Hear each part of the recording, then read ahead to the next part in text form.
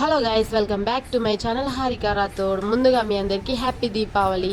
So ఇదైతే దీపావళి రోజు shoot చేసిందనమాట. మేమైతే మా పితృదేవతలకి నైవేద్యం పెడదామని అయితే వచ్చామన్నమాట.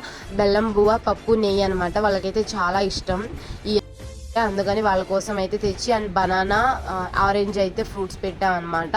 ఇంకా మేము వచ్చేసి వాన పడింది కదా, బాగా మట్టయిందని చెప్పి మేమైతే నేరేడుకాయ చెట్టు ఆకులు తెంచుకొని అయితే దాని మీద కూర్చున్నాము. ఇంకా నేను మా చిట్కలు అయితే చాలా సరదాగా అయితే కొన్ని థింగ్స్ అయితే చేసామని రీల్స్ కూడా చేసామన్నమాట. అప్లోడ్ చేస్తాను, అస్సలు స్కిప్ చేయొద్దు అండ్ అస్సలు మిస్ అవ్వద్దు.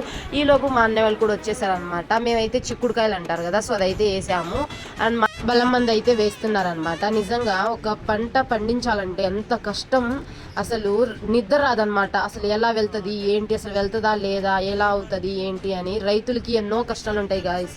మీరు కూడా సపోర్ట్ చేస్తే చాలా బాగుంటుంది. ప్లీజ్ ఇలాంటి మరిన్ని వీడియోస్ కోసం please like, share, comment and subscribe.